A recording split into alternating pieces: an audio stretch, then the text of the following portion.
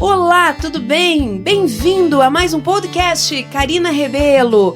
Pessoas que inspiram. Que felicidade de ter aqui junto conosco. E hoje nós temos um convidado maravilhoso, um amigo de longa data, uma pessoa que eu admiro muito pelo seu conhecimento, pela sua forma de se engajar com a educação, a forma em que ele aborda muitos assuntos. Talvez você já tenha visto ele na TV, já tenha visto ele no jornal. Ele escreve alguns artigos na Zero Hora, uma pessoa muito inteligente. Quero chamar e convidar Bruno Eizeric, isto, né, Bruno? Que está aqui conosco. Perfeito. Muito bom. Diretor de Assuntos Legislativos da Federação Nacional das Escolas Particulares. Bruno, você fez um artigo há pouco tempo na Zero Hora, que o título desse artigo é Chamem a Força Nacional. Quando eu olhei esse artigo, eu fui logo olhar o que estava ali falando sobre, né? E aí você traz números impressionantes e números que, inclusive, já estão defasados, porque é de uma estatística de 2023, um levantamento de 2023. Então, o quanto a gente consegue, né, ter essas informações, mesmo que tardias, e essa defasagem já é uma prova de como tratamos a educação em nosso país nos dias de hoje. Quanto Karina da Provoco, percebo dentro das empresas, como professora também, o quanto as pessoas estão chegando cada vez mais despreparadas de um ensino fundamental, o quanto o jovem hoje está entrando dentro das empresas faltando questões básicas de uma interpretação, de um raciocínio lógico, de poder compreender qual é o seu papel no mundo. E isso tem nos assustado muito. Como será o futuro da educação? E esse é o tema desse nosso podcast. E aí levantamos isso de como será então o futuro da educação a partir da tua visão, desses números que eu gostaria que tu também relatasse aqui para nós, alguns números, e como você que está nesse meio tem percebido movimentos ou até dicas, né, do que a gente pode estar fazendo a partir de agora, porque acredito que não é uma mudança de era, é uma nova era que está adentrando aí, que estamos vivendo. E eu quero ouvir, então, o seu ponto de vista. Bruno, se sinta à vontade, a fala é sua. Obrigado, Karina. Muito obrigado pelo convite. Parabéns pelo teu podcast, parabéns pelo trabalho que você está fazendo. É muito bom poder conversar contigo sobre um tema que eu gosto muito, que, na verdade, é a educação. Eu acho que a abertura que tu fez ela é muito importante, porque hoje as pessoas falam em inovação. Hoje as pessoas falam em empreendedorismo. Se tu não tem educação, tu não consegue inovar e tu não consegue trabalhar com empreendedorismo. A educação ela é um pré-requisito para tudo aquilo que a gente precisa. Se a gente não tem educação, a gente não tem nada. Eu costumo dizer assim, todo médico, todo engenheiro, todo advogado, todas as pessoas, antes de fazer uma faculdade, passaram pela escola. Então, nós precisamos de uma escola. Não existe uma evolução, não existe futuro sem escola. E nós estamos num limiar de apagão de professores. Então, veja bem, nós temos uma escola hoje que está apresentando péssimos resultados e nós não temos ninguém não, mas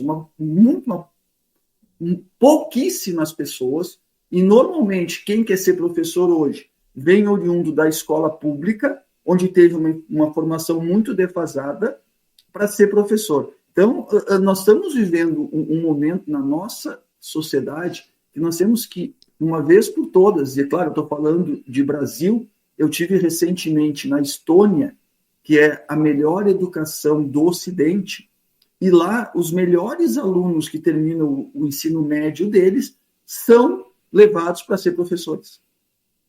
Olha só. Exatamente ao contrário do que acontece aqui no nosso país. Uhum. Então, assim, nós vivemos um momento em que, se nós não tivermos a sociedade como um ente se organizando para dizer, olha, gente, tem que olhar para a educação, porque os governos não olham para a educação. Nós não temos, e aí é uma questão macro, né? Nós não temos uma política de Estado para a educação. Ou seja, nós tínhamos o governo Bolsonaro. Aí, durante o governo Bolsonaro, foi implementado o novo ensino médio. O novo ensino médio acabou sua implementação agora em 2025. Aí, o que aconteceu? Entrou o governo Lula. Porque o novo ensino médio havia sido implementado no governo Bolsonaro, O governo Lula acabou com o novo ensino médio e fez o novíssimo ensino médio. Eu não estou aqui, eu não tenho político de estimação, Karina, eu não gosto do Lula, não gosto. Fique bem claro, nem Lula nem Bolsonaro me servem. Mas simplesmente porque mudou o governo, muda-se toda uma política de educação. Quando política de educação tinha que ser uma coisa de Estado e não de governo. Então, começa por aí. A gente ouve falar de educação só quando tem eleições.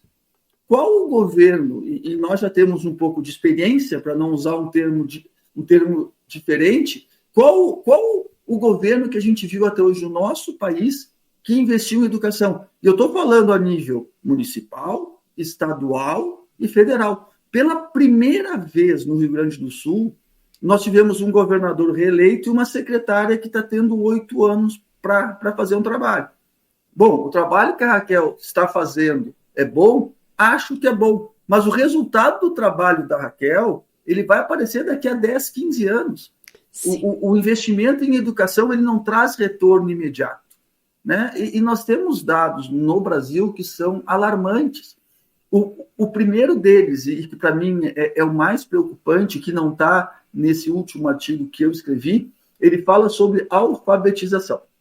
Na escola privada, o aluno ele é alfabetizado em média, ao final do primeiro ano. Acabou o primeiro ano do ensino fundamental, o aluninho está lá alfabetizado, pronto para seguir. O que acontece na escola pública?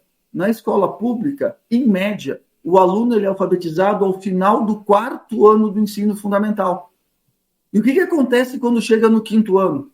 Já acaba o professor único, entra mais professores, aí o aluno se atrapalha, ele não consegue, muitas vezes, concluir o ensino fundamental.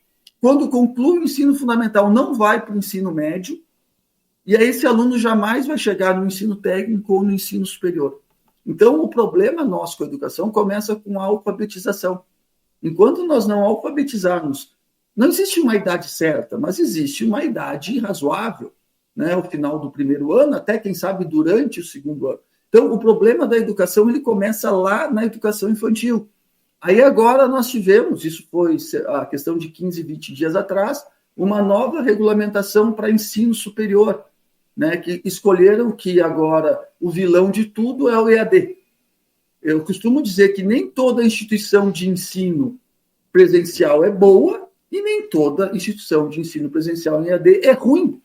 Nós vamos ter boas instituições de EAD instituições ruins, como nós temos bons profissionais de RH e maus profissionais de RH, bons advogados e maus advogados. Então, assim, parece que a gente tem que eleger um vilão para agora tudo é culpa do EAD. Não, agora tudo é culpa da inteligência artificial. Não, agora tudo é culpa do professor. E isso é uma coisa muito importante que nós temos que falar também, que se não me interromper, eu não vou parar, tá? A questão de professor. Gente, por mais que a gente tenha tecnologia, professor é fundamental. O professor, agora, não o professor que eu e a Karina tivemos. Porque tudo que a gente aprendia vinha do nosso professor. Ou a gente tinha aqui no Delta La Russe, tesouro da juventude. Hoje não. Hoje nós temos que ter um novo professor.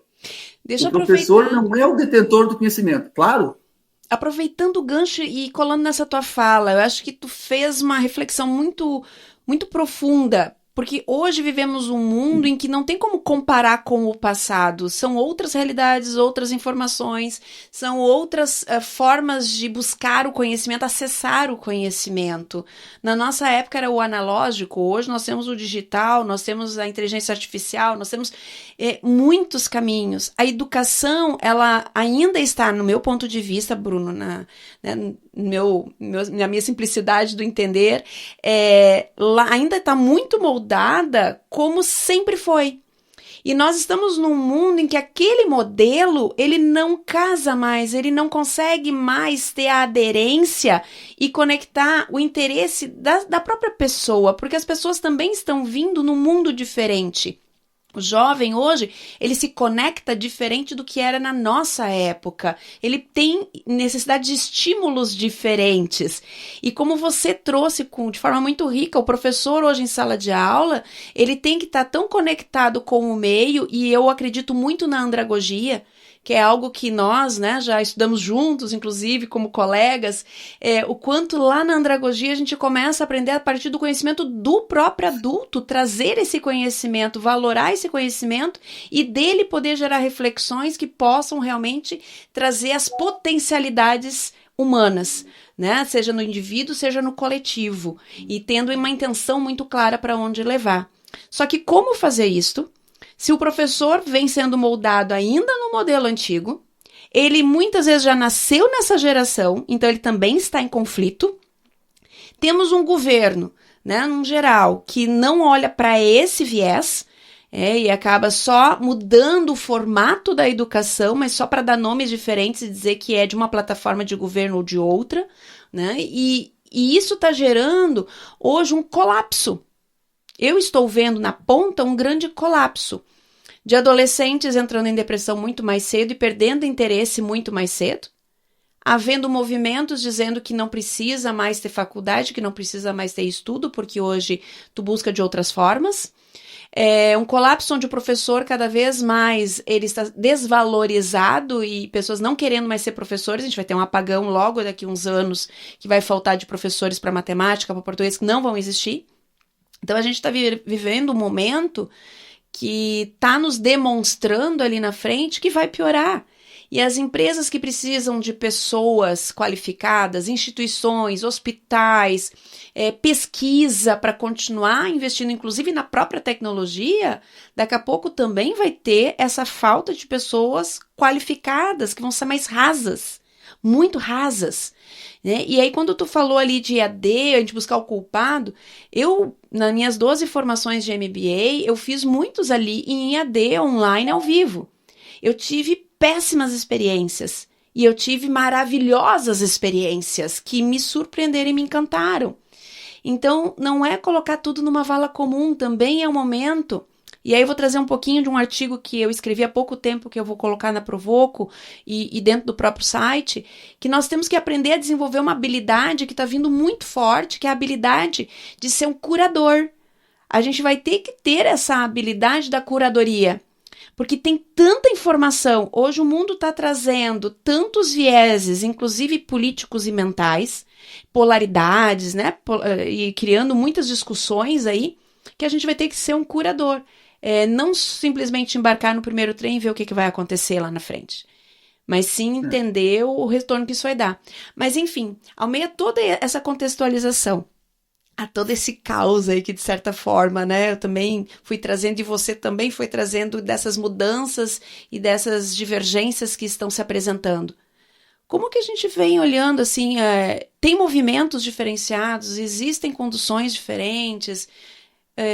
O que você vê nos estudos e até mesmo como diretor ali com essas demandas que todo dia são apresentadas? Nos traz aí no teu ponto de vista, Bruno.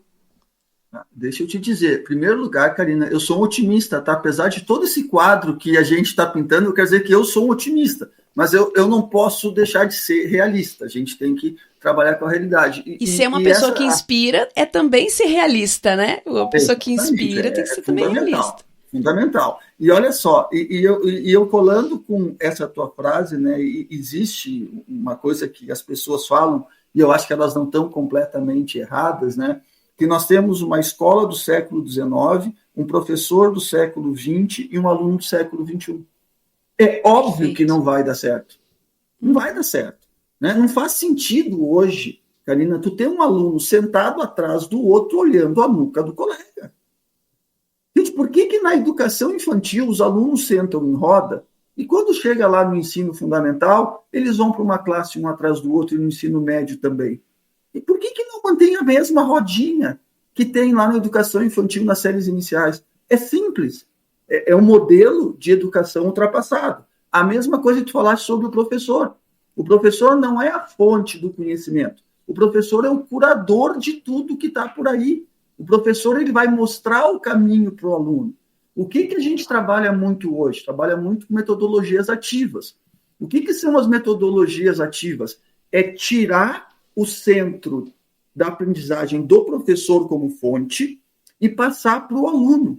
Cara, olha só, nós vamos estudar a semana que vem, nós vamos estudar Império Romano. Vai lá e lê sobre o Império Romano e vem estudado para cá. Não faz sentido o professor ficar em sala de aula falando para o aluno que é Império Romano. Ou não faz sentido no ensino superior um professor de administração explicar as teorias da administração. O aluno hoje ele vai em qualquer lugar e pega filmes das pessoas que criaram as teorias falando sobre as teorias. Então, hoje nós temos uma tecnologia, e aí a gente tem que entender a tecnologia não como fim, mas como meio, que permite que a gente consiga individualizar a aprendizagem. Bom, a Karina aprende melhor vendo vídeos. O Bruno aprende melhor lendo textos. Então, eu vou trabalhar com o Bruno com textos e com a Karina com vídeos. A gente não precisa ter uma escola medíocre no sentido de ser média. A escola tem que trabalhar com a média, porque senão tu vai ter aqueles que vão melhor, aqueles que vão pior. Se tu tem uma escola que consegue individualizar a aprendizagem e a tecnologia nos dá condições de fazer isso. Gente, a pandemia foi um momento horrível. Ninguém quer passar de novo porque a gente passou, foi um momento terrível. Mas para a educação, nós demos um salto que talvez nós demorássemos 20 anos para dar. Porque, Karina, tu já ouviu falar de alfabetizar alguém sem ser de forma presencial? Na rede privada, milhares de crianças foram alfabetizadas usando aprendizagem de forma virtual e não presencial. É o melhor? Não é o melhor, mas dá para fazer. Então, assim, ó, eu quero dizer assim, eu acho que nós temos um futuro. A educação vai continuar sendo base de tudo, mas nós temos condição muito melhor de ensinar as nossas crianças através da tecnologia. Gente, a tecnologia de ensino à distância, ela permite chegar conhecimento onde antes não chegava. Nós estamos no Rio Grande do Sul, mas imagina a Amazônia, imagina o Pará. O Brasil é muito grande. Nós temos experiências muito boas que são feitas aqui. Então, o quadro, ele é ruim. O quadro é preocupante. Falando sobre dados, aquilo que tu me falaste, né? Nós vamos para o final do ensino médio, 1 em cada 3 alunos aprenderam o que era esperado em português. Gente, 1/3, 67% não aprenderam o que tinham que aprender em português. Nós temos milhares de analfabetos funcionais no nosso país. Eu não sou um deles, por favor, fique claro. E se nós vamos para a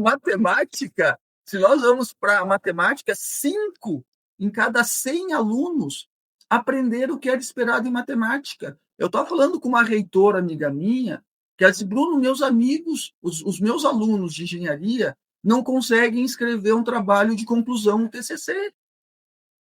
Aí eu disse assim, olha, eles estão dominando as 4 operações, sabem fazer regra de 3, olha, para o engenheiro já estamos achando que isso é bom. Ai, gente, então, é aquilo que a gente falou da superficialidade. Exatamente. Aquilo tava, mas existe uma luz no fim do túnel, tá? E vou deixar bem claro que não é um trem vindo na nossa direção, tá? Existe, né? Porque se a gente investir, porque vamos lá falar uma coisa importante. 15% dos alunos hoje estão na rede privada. Esses alunos a gente sabe que estão tendo um atendimento de bom para ótimo. Claro que vai ter instituição melhor, outra que não é tão boa. O nosso problema é que 85% dos nossos alunos estão na rede pública. E esses alunos, na sua grande maioria, estão sendo alfabetizados na idade errada. Muitos deles não concluem o ensino fundamental, não chegam ao médio, não vão fazer o ensino técnico. Aliás, essa é uma outra visão equivocada que nós temos de Brasil. Se nós vamos para os países da Europa, metade dos alunos vão fazer um curso técnico, metade vão fazer ensino superior. Nós precisamos de gente com formação técnica. E tu trabalha com isso, sabe? Nem todo cargo precisa ter ensino superior. Às vezes o ensino técnico vai te dar muito mais empregabilidade e aí tu vai crescer e depois tu faz o ensino superior. Perfeito. Não precisa ir direto para o ensino superior. Então, assim, mas isso tudo passa primeiro por uma questão da sociedade como um todo, entender a importância da educação. Eu participo de um movimento que é o Pacto pela Educação, da sociedade civil, mas não só. E a sociedade, aí os governos vão ter que se dar conta de que isso é importante. Então, enquanto nós, como sociedade, né, não entendemos. E falando dos últimos presidentes, eu não consegui enxergar em nenhum dos últimos presidentes o apoio à educação. Né? A gente não vê isso como puxa, o Brasil tem futuro, o Brasil tem muito futuro. Agora, eu me lembro que quando nós éramos pequenos, né, o slogan era: o Brasil é o país do futuro. Eu não posso continuar sendo o país do futuro por muito tempo, senão eu vou ser o país do futuro do pretérito. Exatamente, do pretérito. E a gente não vai sair disso. Mas tem como sair, Karina. Tem caminhos. Tem caminhos. E aí que eu queria te perguntar, hoje, né, tu trouxe uma série de caminhos, de certa forma, algumas possibilidades, desde a conscientização, da gente realmente ter essa sensibilização da sociedade. Já existe alguns movimentos como o próprio Pacto para, né, em prol da educação para poder trabalhar isto. Eu vejo muitas organizações, empresas se envolvendo na educação. Inclusive, um dos temas que eu trabalho muito dentro das empresas é o líder educador. Hoje, para um líder inspirar, ele vai ter que passar pelo educador. Ele vai ter que muitas vezes pegar as pessoas pelas mãos. Ele vai poder trabalhar e vai precisar trabalhar desde a interpretação. Escrever um e-mail. Ele vai ter que ser aquela pessoa que vai ter que falar o óbvio que não está óbvio, porque até então a pessoa não se deparou com aquela situação. Enfim, entre vários fatores. E dentro do que você vem vendo, né, desse movimento todo que já se iniciou, já se tem alguns resultados, já se tem algumas frentes sendo trabalhadas. Como que tu vem fazendo essa leitura e de forma otimista, mantendo esse otimismo, né, alimentando e dizendo, peraí, tem pessoas querendo fazer, já tem alguns movimentos, tem alguns pequenos resultados, mas já existem alguns resultados. Como que tu tem visto isso no teu dia a dia, Bruno? Se eu te dizer, eu acho que faz questão de 15, 20 dias, eu participei de um evento que foi promovido pela Fundação Ayrton Senna, né? E que eles trouxeram a possibilidade de medição instantânea de aprendizagem de alunos em português e matemática. Porque todos os dados que eu estou te trazendo aqui são dados de 2 anos atrás. Né? E eu, como gestor, sei, eu não tenho como, baseado em dados de 2 anos atrás, tomar ações, porque essas ações já vão ser atrasadas. Então, assim, já existem instrumentos hoje para te avaliar os teus alunos instantaneamente em português e matemática. E aí eu já consigo tomar ações corretivas.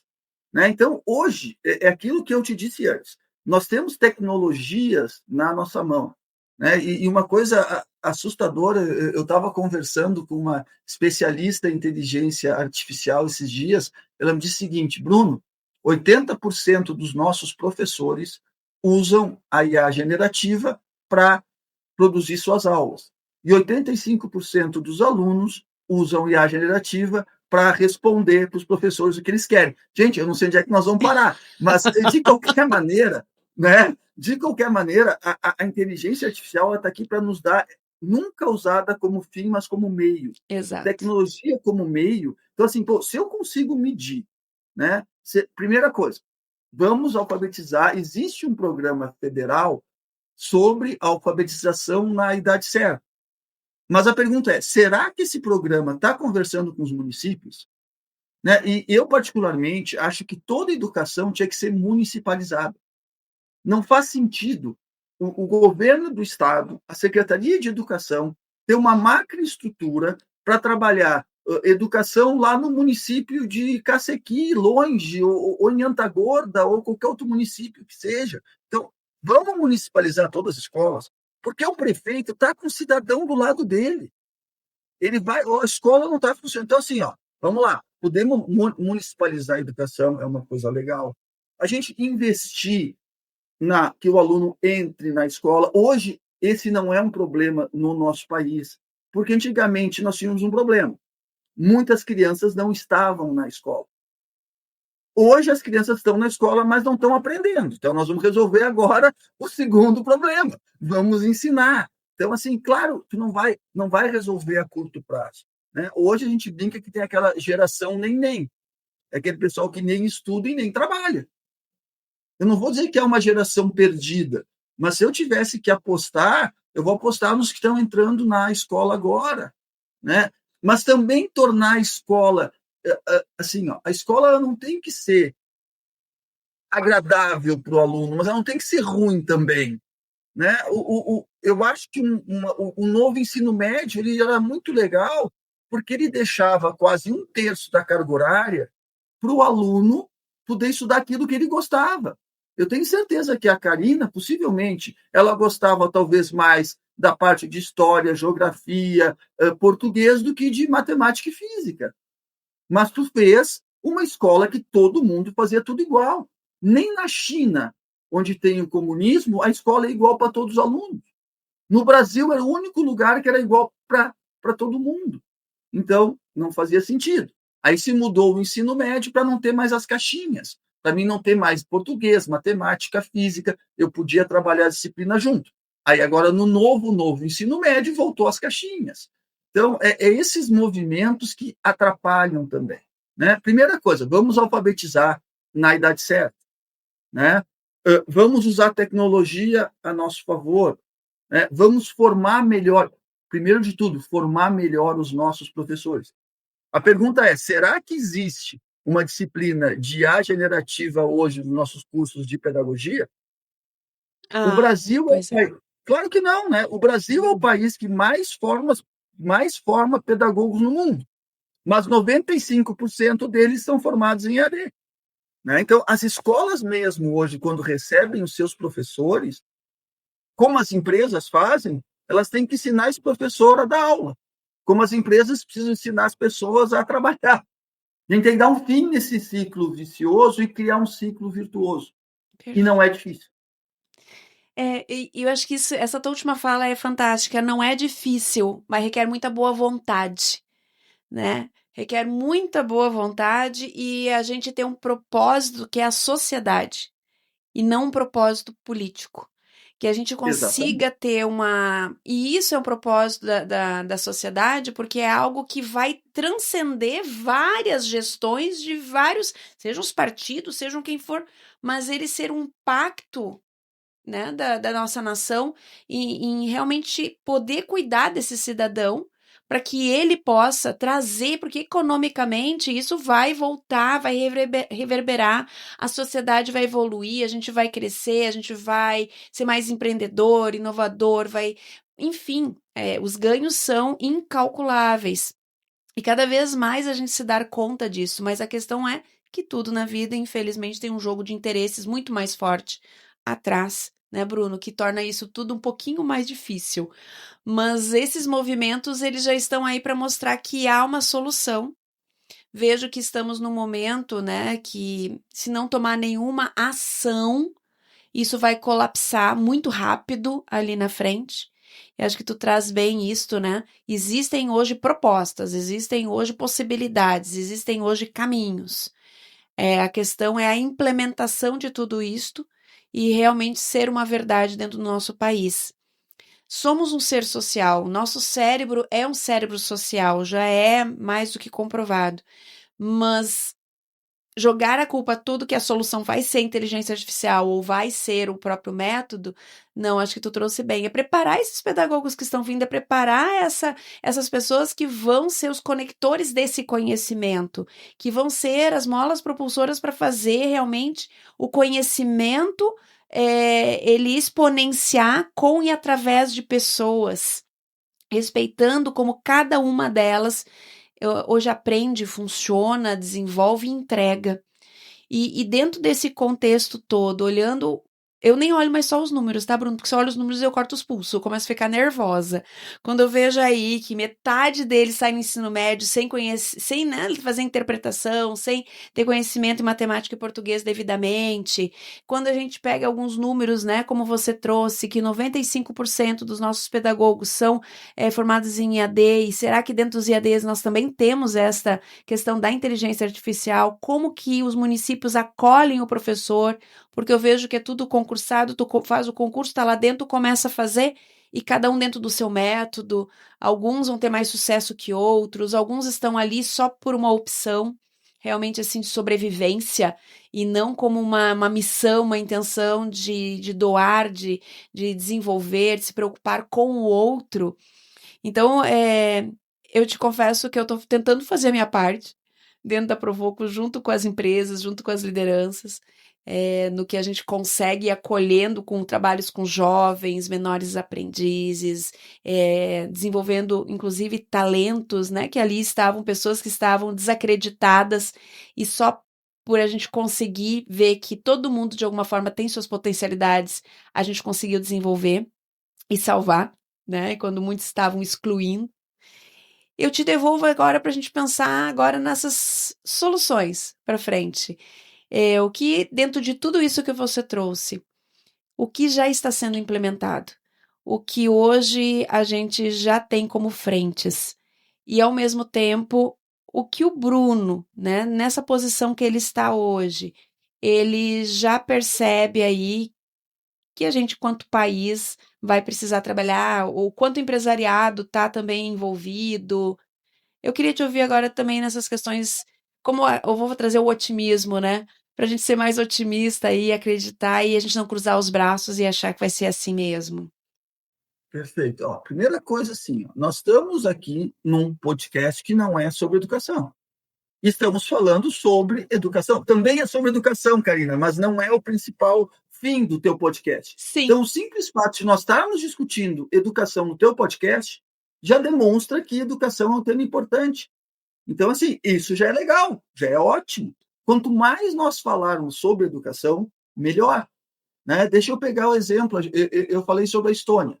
A Estônia, ela baseou toda a mudança. A Estônia, até o final dos anos 90, era uma república socialista soviética. E ela hoje é a melhor educação do Ocidente. Eu estou falando em 30 anos. Está certo que a Estônia é pequena. Mas se a Estônia fez, se o Ceará está tendo resultados muito bons em educação, por que o país inteiro não pode? Então, a gente tem caminhos para fazer. A Estônia ela se baseou em tudo que ela fez no que a Finlândia fez na educação. Sempre a educação na Finlândia foi muito famosa. E na Finlândia, o que acontece lá? Não importa quem é o governo, a política de educação é essa. Então, a primeira coisa, política de Estado para a educação. Né? Então, esse seria um caminho. Independe se o presidente é o A, é o B, é o C, é o D.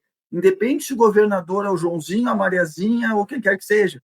Independe quem é o prefeito. Políticas de educação têm que ser perenes. Né? E isso E passam aí, por todas as instituições, né? exatamente, eu estou falando de tudo, estou falando de empresa. E assim, eu tenho um livro de gestão que eu gosto muito, deve certamente conhecer, que é o Feitas para Durar. Né? Ele trabalha com as empresas, aquelas que ficam no tempo. Tu tem os teus valores, eles não devem mudar, claro, devem mudar muito pouco. Agora, tudo em volta do valor pode evoluir. Então, assim, se tu tem a tua política, se tu tá, se tu tem o objetivo de educação estar lá em primeiro lugar, não importa quem está ali, a educação ela tem que ser prioridade. E só voltando para um fato mais, eu sei que a gente tem que ser otimista, desculpa, mas assim, por que no Brasil proliferam tantas fake news? Por uma coisa muito simples.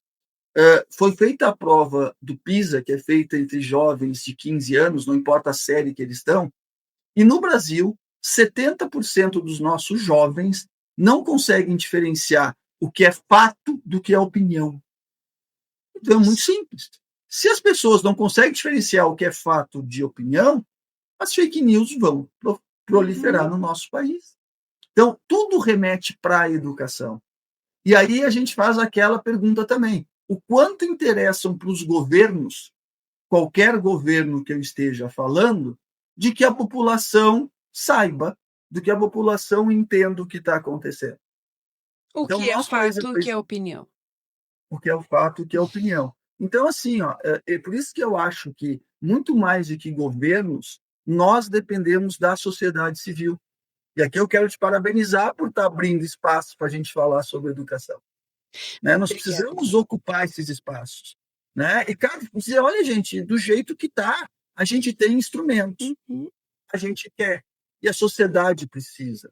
Né? Mas, assim, como que eu vou convencer o pai e a mãe analfabeto de que alfabetizar essa criança na idade certa é importante? É um trabalho que é um trabalho de formiguinha de médio e longo prazo. Perfeito, Bruno, perfeito. E tu sabe que eu tenho viajado muito e atendido o Ceará, algumas empresas de lá. E de maneira positiva, eu tenho me surpreendido com o nível educacional das pessoas, com o acesso à educação, a nível assim de graduação, de especialização, cursos técnicos, cidades menores que muitas vezes aqui, Porto Alegre, ou aqui até mesmo no interior, com 2, 3 faculdades dentro dessas cidades. Então, eu fiquei muito feliz, assim, pelo retorno que eu, nesse sentido, né, eu tive, e a forma, no nível de conversa que eu pude estabelecer com muitas lideranças, com muitas dessas organizações, e a própria empresa também aproveitando esse viés e ela potencializando, né, se juntando com a sociedade, para realmente dar esse valor à própria educação. O nome do nosso podcast é Pessoas que Inspiram. Como vamos inspirar outras pessoas se não tocarmos em certos assuntos que são fundamentais a gente dar uma chacoalhada? E não é só falar coisas boas, é falar também o que não tá bom e dizer qual é a tua autorresponsabilidade dentro disto. Dentro do que a Karina pode fazer, eu estou fazendo.